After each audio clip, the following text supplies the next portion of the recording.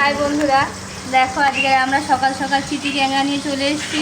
চিটি ক্যাংড়াগুলো আমি কাটবো, আর কিছুটা কেটেছি, দেখো রেডি করে রেখেছি। আর এগুলো কাটতে কাটতে আজকে তোমাদের কথা মনে পড়লো যে তোমাদের আজকে চিটি ক্যাংড়াগুলো কেটে আমি দেখাই। চিটি ক্যাংড়ার ঝাল খুব ভালো লাগে, আর চিটি ক্যাংড়ার টকও খুব ভালো লাগে।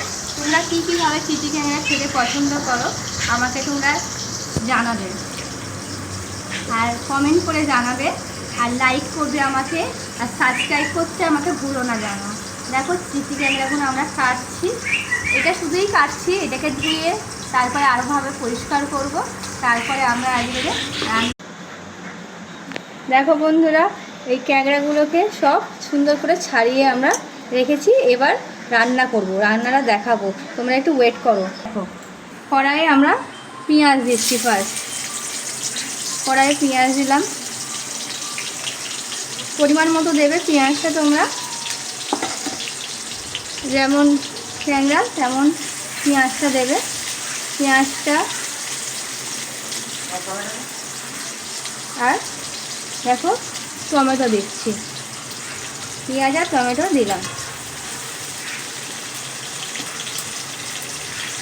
পেঁয়াজ আর টমেটোটা একটু ভাজা ভাজা হতে আমরা পরিমাণ মতো হলুদ দিচ্ছি।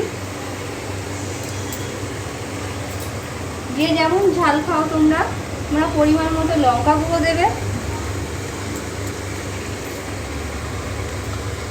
আর আদা রসুন দেবে, আদা রসুনের পেস্ট দেবে।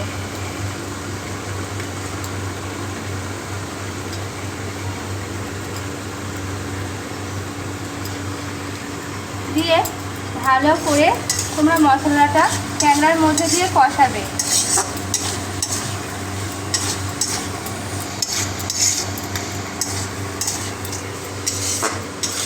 দেখো আমরা একটু জল দিচ্ছি সামান্য, মশলাটা যেহেতু কষাচ্ছি ওই জন্য আমাদের একটু জল লাগবে।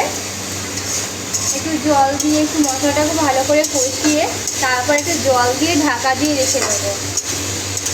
দেখো কড়াইয়ে কেমন টকবক করছে ক্যাংড়াটা আমরা ফোটাচ্ছি। একটা কাঁচা লঙ্কাও আমরা দিয়ে দিয়েছি চিড়ে। এবার তোমরা এটা যদি মনে করো শুকনো শুকনো করে নামাবে তোমরা নামাতে পারো, আর যদি মনে করো একটু ঝোল ঝোল রাখবে সেটাও রাখতে পারো।